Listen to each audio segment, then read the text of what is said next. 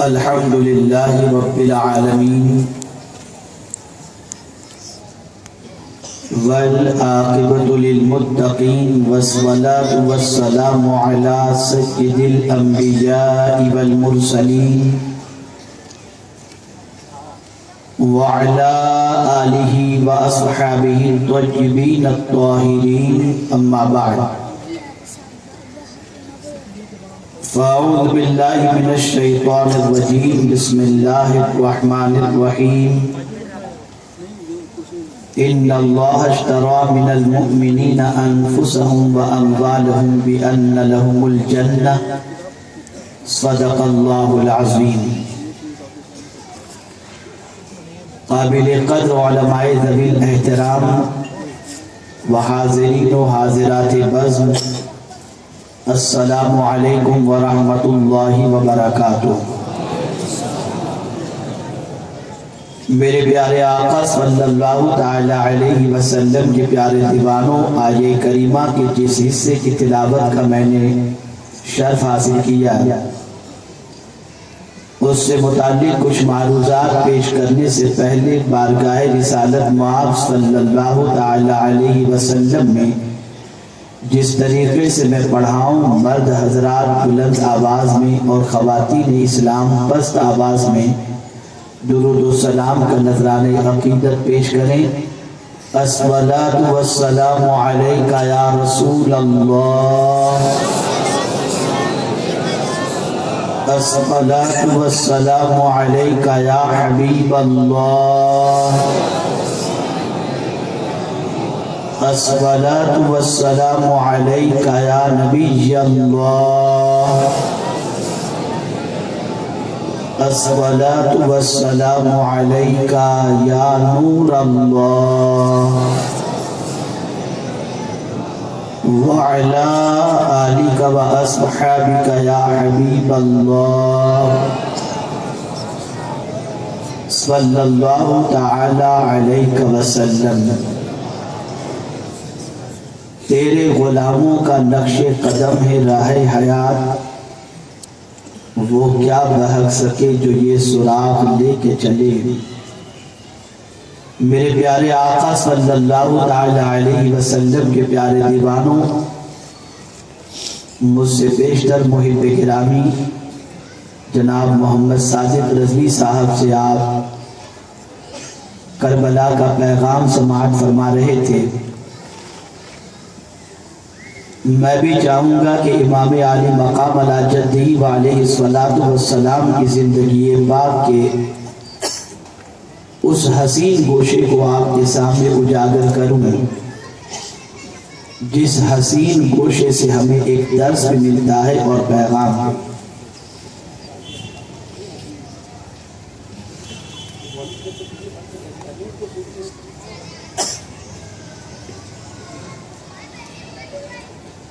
ایک مرتبہ بآواز بلند درود شریف پڑھیں. اللہم صلی علی سیدنا و مولانا محمد معدن الجود والکرم و آلہ الکرام و ابنہ الکریم و بارک وسلم صلاۃ و سلاما علیک یا سیدی یا رسول اللہ صلی اللہ تعالی علیہ وسلم. میرے پیارے آقا صلی اللہ تعالی علیہ وسلم کے پیارے دیوانوں، دو چیزیں ایسی ہیں جس سے انسان بے پناہ محبت کرتا ہے، ایک جان اور دوسری چیز ہے مال.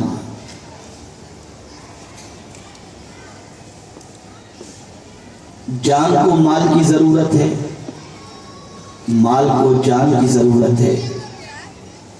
جان ہوگی تو مال کمائیں گے، اور مال ہوگا تو جان پر خرچ کریں گے.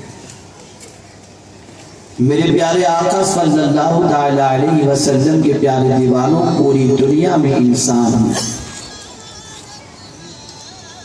جان کے سلسلے میں جد و جہد کرتا ہے، محنت و مشقت کرتا ہے،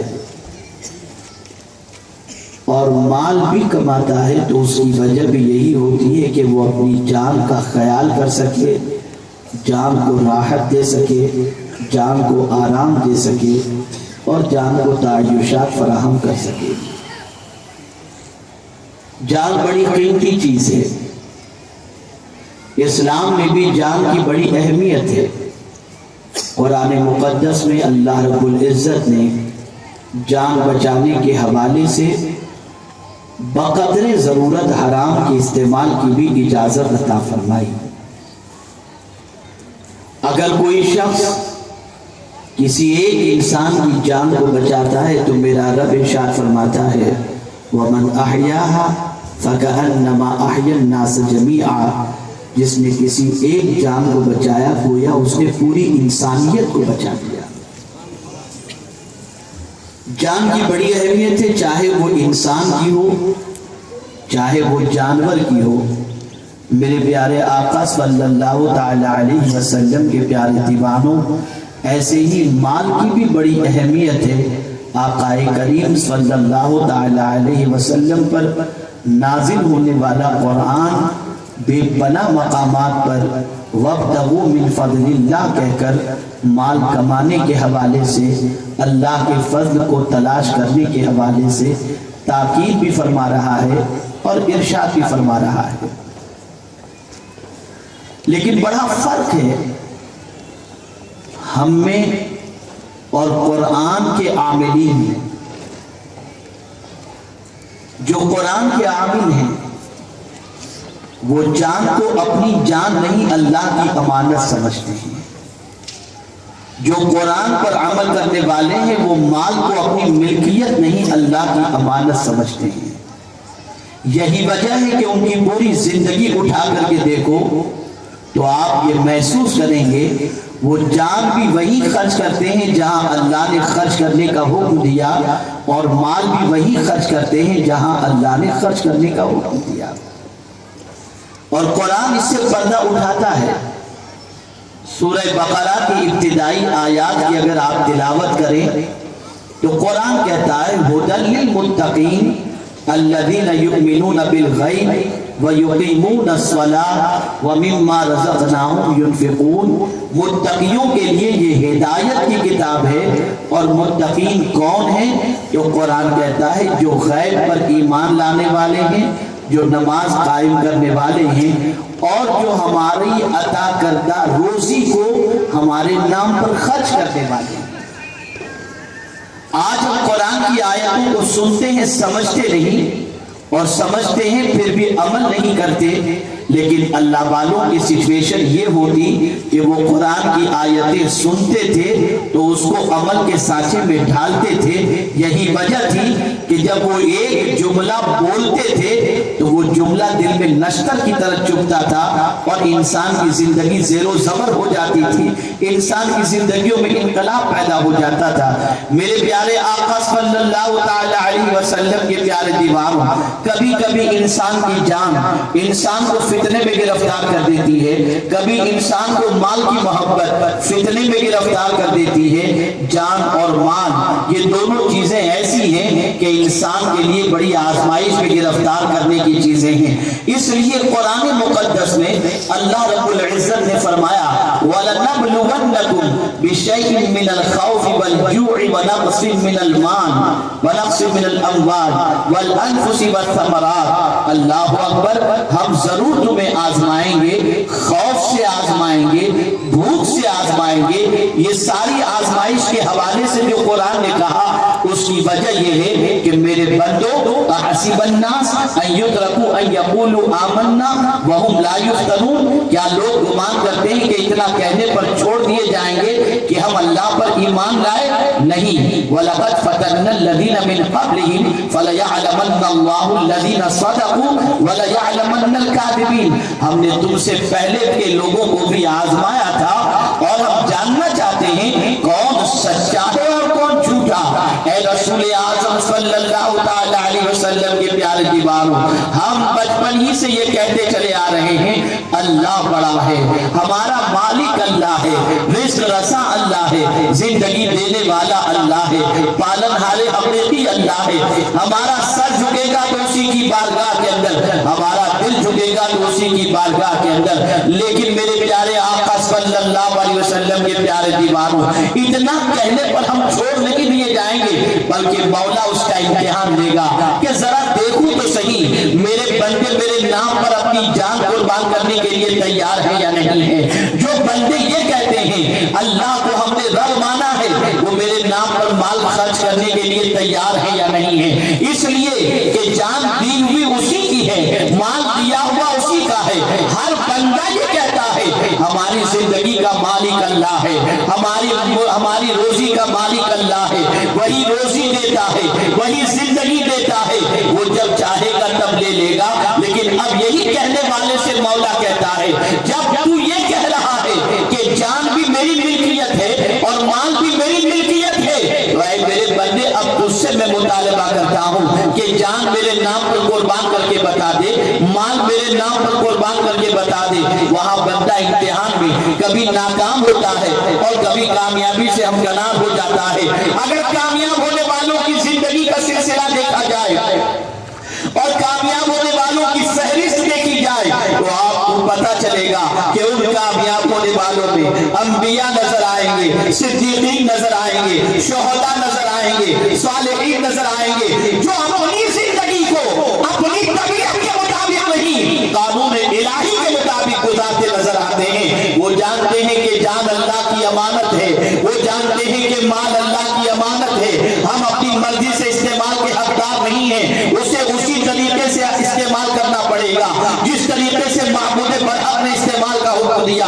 اللہ اکبر. میرے پیارے آقا صلی اللہ علیہ وسلم کے پیارے دیوانوں، آپ ذرا اندازہ لگائیں جان اور مال. اب اس کے لیے تربیت ہوتی ہے، دونوں کو قربان کرنے کے حوالے سے ایک تربیت کا مرحلہ ہوتا ہے. اس کے سلسلے میں ماں کی تربیت ہوتی ہے، باپ کی تربیت ہوتی ہے، گھر کے بڑوں کی تربیت ہوتی ہے، اور وہ جان کے حوالے سے اور مال کے حوالے سے قربان کرنے کا جذبہ اپنے بچے کے دل میں پیدا کرتے ہیں. آپ ذرا اندازہ لگائیے، یہ آسان نہیں ہے اپنی جان جانے آخری کے سپرد کر دینا. چمکتی ہوئی تلواروں کو دیکھ کر اور بچوں کی لاشوں کو دیکھنے کے باوجود بھی اللہ کی راہ کے اندر جان قربان کرنے کا جذبہ پیدا کرنا، یہ معمولی بات نہیں ہے، یہ معمولی عمل نہیں ہے، یہ معمولی جذبہ نہیں ہے. یہ وہی کر سکتا ہے جس کا سینہ رب کی محبت اور اس کے رسول کی محبت سے سرشار ہو جائے. میرے پیارے آقا صلی اللہ علیہ وسلم کے پیارے دیوانوں، آپ ذرا اندازہ لگائیں اللہ رب العزت کے پیارے حبیب صلی اللہ علیہ وسلم کے نواسے امام علی مقام علی جدہ علیہ الصلوۃ والسلام کی تربیت رسول اعظم نے بھی فرمائی اور ساتھ ہی ساتھ خاتون جنت نے بھی فرمائی، مولا علی کرم اللہ تعالی وجہہ الکریم نے بھی فرمائی.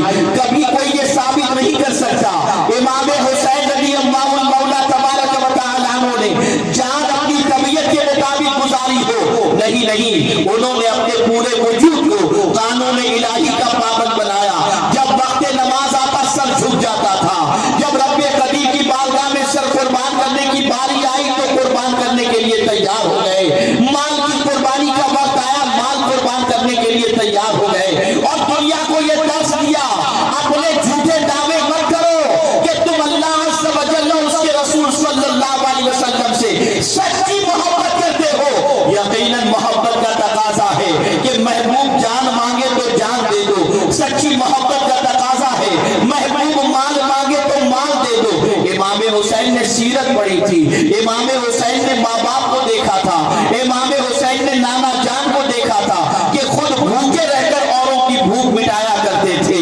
رسول اعظم صلی اللہ تعالی علیہ وسلم کی پوری زندگی خاتون جنت نے اپنے لخت جگر کو بتائی تھی کہ بیٹے تمہارے نانا جو تھے وہ دین کی خاطر اپنے جسم کو چھلی بھی کیا اور دین ہی کی خاطر تمہارے نانا جان کے دندان مبارک شہید بھی ہوئے.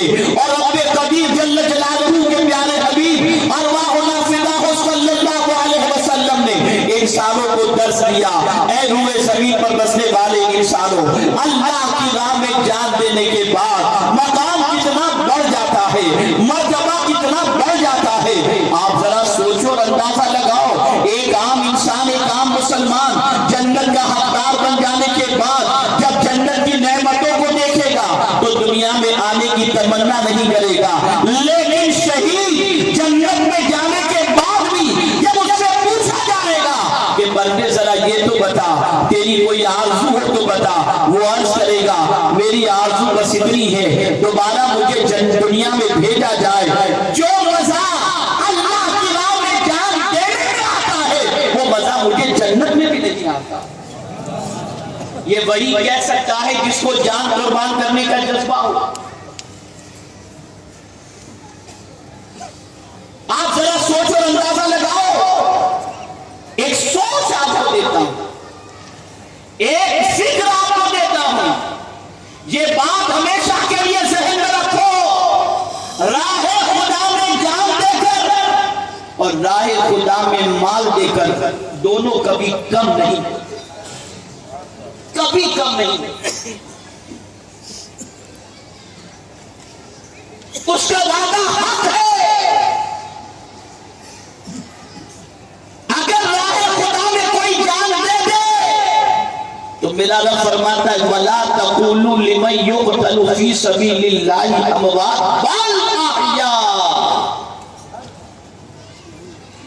اللہ کی راہ میں قتل کیے جانے والے کو مردہ نہ کہو بلکہ زندہ ہے، اس لیے کہ عام آدمی بستر پر مرتا ہے اور راہ خدا میں جان دینے والا اللہ کی راہ میں جب جان دے دیتا ہے تو یہ عام انسان کی طرح نہیں بنا، راہ خدا میں جان دینے کے بعد اسے ہمیشہ کی زندگی عطا کر دی گئی، دوامی زندگی عطا کر دی۔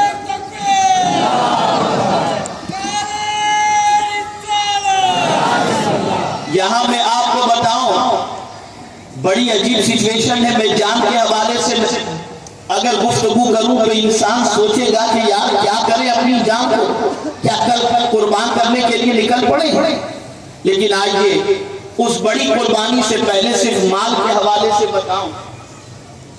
آج امت مسلمہ کی سچویشن یہ ہے، گناہوں میں مال خرچ کریں گے، برائیوں میں مال خرچ کریں گے، حرام چیزوں میں مال خرچ کریں گے، ناجائز کاموں میں مال خرچ کریں گے، اور جب بات اللہ کے نام پر خرچ کرنے کی آئے تو 50 مرتبہ سوچیں گے یار میں 10 دے دوں گا تو پتہ نہیں میرے مال میں کتنی کمی ہو جائے۔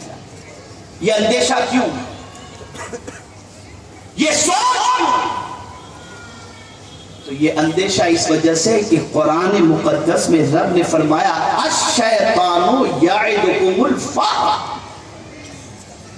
شیطان تمہیں تنگستی کا اندیشہ دلاتا ہے، اور یہ شیطان ہی ہے جو تمہارے دل میں وسوسے پیدا کرتا ہے۔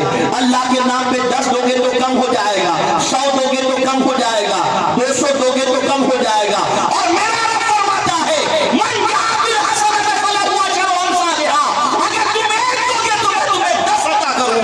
لیکن بندے کی سچویشن یہ ہے کہ 100 گناہوں پر خرچ کرے گا، 100 ناچ گانوں میں خرچ کرے گا، اللہ کے نام پر دینا ہوگا تو سوچ کر خرچ کرتا ہے۔ اور میرے مصطفیٰ جان رحمت صلی اللہ علیہ وسلم ام المؤمنین سے فرماتے ہیں سنو زینب، اللہ کی راہ میں دینے کے اندر گن گن کے نہ دو، تم بغیر گنے دو، میرا مولا بے حساب دے گا، بے حساب دے گا۔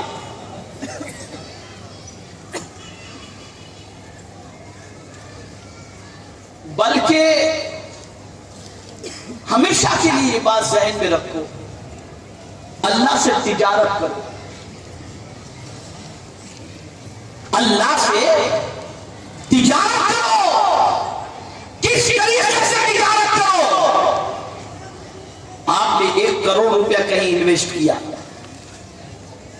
شیورٹی نہیں ہے کہ اس 1 کروڑ کا آپ کو 10 کروڑ ملے گا۔ کل ہی میدان میں وادی نور میں جب اس کے کام کے سلسلے میں سارے ساتھی وہاں پر تھے، ہم بھی کچھ دوست کے ساتھ بیٹھے ہوئے تھے، اس نے برجستہ کہا حضرت کیا بتاؤں میں نے ایک پراپرٹی خریدی تھی 4 کروڑ 80 لاکھ میں، اور 3 کروڑ 80 لاکھ میں بیچ کر کے 1 کروڑ کا میں نے نقصان اٹھایا۔ شیورٹی نہیں ہے کہ آپ جو انویسٹ کر رہے ہو اس میں آپ کو نفع ملے گا، لیکن یہ بات اپنی جگہ طے شدہ ہے۔ مولا کے ساتھ تجارت کرو گے کبھی نقصان میں نہیں رہو گے، کبھی نقصان میں نہیں رہو گے۔ اور اس سے تجارت کا مطلب کیا ہے؟ اس سے تجارت کا مطلب یہ ہے کہ اس کے نام پر اس کی عطا کردہ دولت کو دو، کم کبھی نہیں ہوگا، وہ اس کو نفع ساتھ نفع کے تم کو لوٹا دے گا، لوٹائے گا۔ اب آپ سوچو نا، ایک چھوٹی سی بات ہے، آپ نے 10 کروڑ روپیہ 1 کروڑ روپیہ اپنے فلیٹ کے لیے خرچ کیا، ٹھیک ہے کیا، آپ نے جائز کمائی تھی، آپ نے اچھا گھر بنایا، کوئی مذائقے کی نہیں، لیکن کیا یہ گارنٹی ہے کہ جس فلیٹ کو آپ نے ڈیکوریٹ کیا ہے اس فلیٹ کے بنانے کے عوض میں آپ کو جنت میں محل ملے گا؟ نہیں، لیکن یہ گارنٹی ضرور ہے کہ آپ نے 2 لاکھ کی 2000 روپے کہیے یا 2 لاکھ کہیے کسی مسجد کی تعمیر کے لیے آپ نے دے دیے، تو میرے سرکار نے فرمایا من بنا للہ مسجدن بنا اللہ لہ بیتن فی الجنہ۔ اور سب کی بات ہو سکتا ہے غلط ہو، لیکن مصطفیٰ پیارے کی بشارت کبھی غلط نہیں ہو سکتی۔ میں آپ کو بتاؤں، ایک بادشاہ نے یہ اعلان کیا کہ شہر میں ایک مسجد کی ضرورت ہے، وہ تنہا میں بناؤں گا، اور اس میں کسی کی رقم نہیں لگے گی۔ اس نے مسجد بنوائی، کام شروع ہو گیا، اینٹیں پڑی ہوئی تھی۔ ایک غریب لکڑہارا سوچا کہ حضور صلی اللہ علیہ وسلم کا فرمان ہے کہ جس نے اللہ کے لیے گھر بنایا اللہ عز و جل اس کو جنت میں محل عطا فرمائے گا۔ اب میری طاقت کہاں ہے کہ میں اکیلا مسجد بنا سکوں؟ اتنی کیپیسٹی تو میری ہے نہیں۔ اب اپنے شہر میں مسجد بن رہی ہے تو بادشاہ نے پابندی لگا دی، کسی کا پیسہ نہیں لیا جائے گا، تنہا بناؤں گا۔ بمبئی کی زبان میں وہ لکڑہارا شانا تھا، عقل مند تھا، وہ گیا اور جنگلوں سے لکڑیاں توڑی اس نے، اور پھر ایک اینٹ اس نے خریدی، اور خرید کر کے اس اینٹ کو اپنی لکڑی کی گٹھڑی کے اندر باندھ دیا، اندر کی سائڈ، اور گٹھڑی تھوڑی لوز باندھا، سر پہ اٹھا کر کے چل پڑا۔ جہاں بادشاہ نے مسجد کی تعمیر کے لیے اینٹوں کا ڈھیر لگا رکھا تھا، اس کے قریب سے گزرتے ہوئے جان بوجھ کر کے وہ اینٹ کے ڈھیر کے اوپر گر گیا، لکڑی کی گٹھڑی کھل گئی، اس کی اینٹ ان اینٹوں میں شامل ہو گئی۔ اس نے پھر لکڑی کی گٹھڑی باندھی، سر پر رکھا اور چل دیا، مسجد بن گئی۔ بادشاہ نے خواب دیکھا کہ 2 محل جنت کے اندر ہے، ایک اس کا محل ہے اور ایک لکڑہارے کا محل۔ اب بادشاہ کو حیرت ہوئی کہ مسجد تو میں نے بنائی، لکڑہارے کو محل کیسے بنا؟ بلایا لکڑہارے کو، اے بندے ذرا تو یہ بتا تو نے کون سی جگہ مسجد بنائی، تجھے محل کیسے ملا؟ کہا بادشاہ سلامت معافی چاہتا ہوں، میں نے یہ ساری ترکیب آزمائی اس لیے کہ آقا نے فرمایا تھا، میرے آقا کے فرمان سے فائدہ اٹھاتے ہوئے میں نے سوچا کہ جنت میں اللہ مجھے بھی محل عطا فرما دے، میں اکیلا تو مسجد تعمیر نہ کر سکتا تھا، ایک اینٹ ہی کی طاقت تھی، میں نے اس طاقت کے مطابق اپنا خرچ اللہ کی راہ کے اندر کیا۔ بادشاہ نے سینے سے لگا لیا اور کہا مبارک ہو، تیری ایک اینٹ بھی قبول ہو گئی اور میرا سرمایہ بھی میرے قریب ہے، قبول فرما۔ یہ ہے وعدہ۔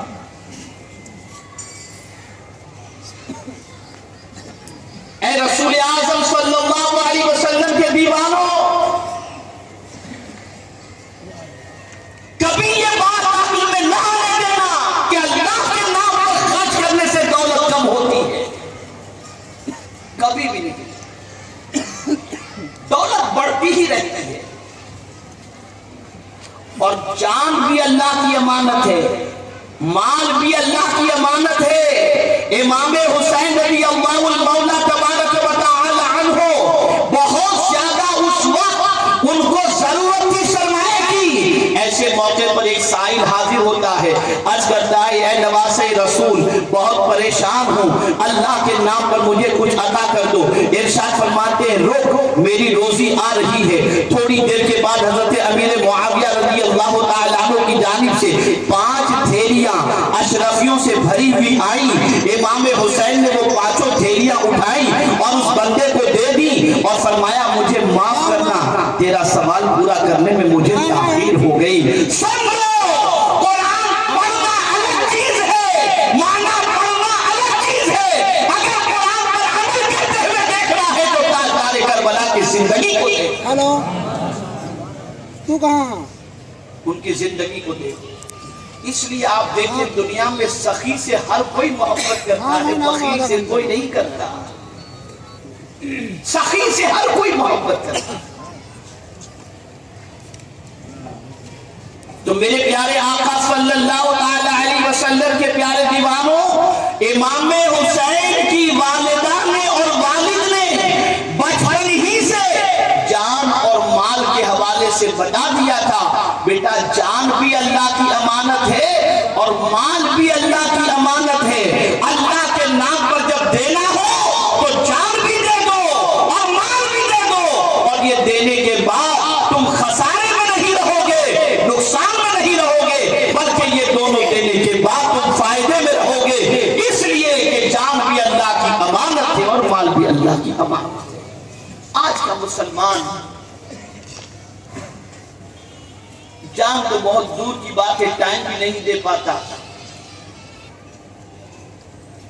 अल्लाह की बारगाह में सर झुकाने के लिए जान को आमादा भी नहीं कर पाता। माल की हिर्स इतनी ज्यादा हो चुकी है कि रसूल आज़म सल्लल्लाहु अलैहि वसल्लम इरशाद फरमाते हैं कि एक जमाना आएगा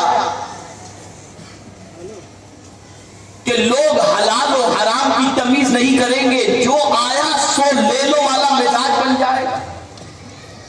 क्या पोजीशन है, ये सिचुएशन बन गई। तो मेरे प्यारे आका सल्लल्लाहु अलैहि वसल्लम के प्यारे दीवानों, आज के इस इज्तिमा के अंदर ये सबक जहन के अंदर महफूज कर लो। मैं आपको वाक़े के जरिए बताऊं, मिसाल के तौर पर ऐसा होता है ना, रात को आप सोते हैं, 3 बजे सोए, 4 बजे सोए, अब फज्र की नमाज का वक्त हुआ तो अब आप सोचेंगे यार मैं उठूंगा तो मेरे सर में दर्द होगा, कच्ची नींद से बेदार हुआ तो बहुत तकलीफ होगी, दिन भर सर के दर्द से परेशान रहूंगा। ये जहन के अंदर बात आती है। मैं अब आपको एक सवाल पूछूं कि यहाँ उलमा तशरीफ फरमा है, किसी आलिम साहब ने आपको 500 रुपए दिए और कहा भैया ये 500 रुपए लो, फला साहब को जाकर के दे दो, जो बहुत गरीब है, जरूरतमंद है, उनकी जरूरत पूरी हो जाएगी। आप 500 रुपए लेकर के गए, आपने देखो बंदा जरूरतमंद नहीं है। आप मौलाना साहब से कहेंगे फोन पर कि हजरत वो आदमी तो जरूरतमंद नहीं है, आपके पैसे जाए हो जाएंगे। अब मौलाना साहब जलाल में आ गए, उन्होंने फरमाया कि तुमको जितना कहता हूं इतना करो, पैसा तुम्हारा या मेरा? अब आप यही तो कहेंगे ना, मौलाना जाने उनका काम जाने, उन्होंने कहा है ना पहुंचाने का, हम पहुंचा देते, यही करेंगे ना आप, यही तो करेंगे। माल जब आपका नहीं है, मौलाना का माल है, तो मौलाना ने कह दिया कि जिसको मैं कहता हूं उसको दे दो, माल मेरा है, तुम टेंशन क्यों लेते हो? माल मेरा है, टेंशन तुम क्यों लेते हो? मैंने जिसको कहा उसे दे दो, तो आप यही तो करेंगे, उसे दे देंगे। अब सुबह जब 4 बजे आप सोए और 5:45 बजे अजान हुई तो आपका दिमाग आपको कहता है उठना नहीं वरना सर में दर्द होगा। तो आपके जमीन से ये आवाज निकलनी चाहिए, सर तेरा है या मालिक का दिया हुआ है? किसकी मिल्कियत है? अरे दर्द हो तो हो, जिसको तो खुदा ही का दिया हुआ है, हमको क्या करना है? हमें तो इतना ही करना है, मालिक ने कहा उठो, उठ जाओ। अब अगर कोई अपनी नींद कुर्बान करके उठ जाता है तो मालिक सिर्फ यही नहीं कि उसको शिफा अता करता है, हुजूर सल्लल्लाहु अलैहि वसल्लम फरमाते हैं उसके बाद सुबह को बंदा जब निकलता है तो अल्लाह उसकी रोजी के अंदर बरकत अता फरमाता है। यहां अल्लाह के माल के अंदर अपना इंटरफेयर आने शुरू कर दिया, सर दर्द होगा, آج ہمارے بہت سارے ایسے شادی شدہ لوگ جو کاروباری اعتبار سے پریشان ہیں، شکایت کرتے ہیں کہ حضرت روزی میں بڑی تنگی ہے، کچھ دعا کریں. میں آپ کو حضور صلی اللہ علیہ وسلم کا ایک نسخہ اور ان کی دعا ایک آپ کو بتا دیتا ہوں، اس پر عمل کرو، انشاءاللہ سب دور ہو جائے گا. آقا کریم صلی اللہ علیہ وسلم نے دعا فرمائی، جو مرد اپنی بیوی کو نماز کے لیے اٹھائے اور جو عورت اپنے شوہر کو نماز کے لیے اٹھائے، اے اللہ تو اس کے گھر کو ہرا بھرا رکھنا.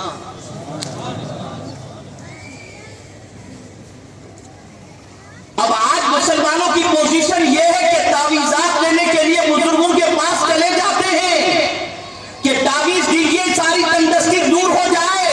تعویذ کے فائدے اپنی جگہ پر ہے، لیکن کوئی تعویذ دینے والا کسی کا تعویذ نبی کے فرمان سے بڑھ کر کے نہیں ہے. ہو سکتا ہے تعویذ سے فائدہ ہو بھی اور نہ بھی ہو، لیکن حضور کی دعا کا فائدہ یقیناً ہو کر کے رہے گا، ہو کر کے رہے گا. عمل کرو نا اس پر. یہاں تو مزاج بن چکا ہے مرے بھی نہیں ڈائریکٹ جنت میں چلے جائیں، کوئی تکلیف نہ ہو سیدھے جنت مل جائے. آسان چیز نہیں ہے، آسان چیز نہیں ہے. تو اے رسول اعظم صلی اللہ علیہ وسلم کے دیوانوں، بدلو اپنے آپ کو، افکار کو بدلو، خیالات کو بدلو، نظریات کو بدلو، سوچ کو بدلو. اور ان شارٹ مختصر بس اتنا سمجھو، جان بھی اللہ کی امانت ہے اور مال بھی اللہ کی امانت ہے. جب اس کے نام پر وہ طلب کرے اسے دو، وہ تمہیں 10 گنا زیادہ اجر بھی عطا فرمائے گا، اور اس کا وعدہ حق ہے. اس کی راہ میں جان دو گے وہ ہمیشہ کی زندگی عطا کرے گا، اور اس کے نام پر مال دو گے وہ اس کا 10 گنا زیادہ تمہیں عطا فرمائے گا. اللہ مجھے آپ کو سب کو توفیق نصیب فرمائے. میرے پیارے آقا صلی اللہ علیہ وسلم کے پیارے دیوانوں، میں تو آپ ہی کے شہر کا ہوں، سنتے رہتے ہیں، بولتا رہتا ہوں، لیکن الحمدللہ وادی نور کے سنی اجتماع میں ملک اور بیرون ممالک سے کافی علماء مشائخ سب تشریف لائیں گے انشاءاللہ، اور وہاں خطاب فرمائیں گے. حضور محقق کے مسائل جدیدہ سے بہت سارے مسائل کے جوابات آپ سنیں گے. اور سن لو، اگر کوئی شخص ایک مسئلہ سیکھنے کے لیے اپنے گھر سے نکلتا ہے، آقا کریم صلی اللہ علیہ وسلم فرماتے ہر قدم پر اللہ عز و جل اسے 1 سال کی نیکیاں عطا فرماتا ہے، 1 سال کا ثواب. تو وادی نور کے اجتماع میں آپ آئیں. کب سے شروع ہو رہا ہے انشاءاللہ؟ تاریخ یاد نہیں ہے؟ 14، 15، 16. 14 کو خواتین کے لیے ہے، 15 اور 16 کو مردوں کے لیے ہے. میں آپ سے گزارش کرتا ہوں خواتین کو 14 تاریخ کو بھیجیں، اور 15، 16 کو آپ سب آئیں، سب آئیں انشاءاللہ. آئیں گے نا انشاءاللہ؟ ضرور آئیے، ضرور آئیے. نیکیاں جمع کرو، جان اس کی دی ہوئی ہے، وقت اس کی امانت ہے، اس کی راہ میں خرچ کرو. اللہ اس کا نعم البدل تمہیں عطا فرمائے گا اور اجر عظیم عطا فرمائے گا. وما علینا الا البلاغ المبین. السلام علیکم.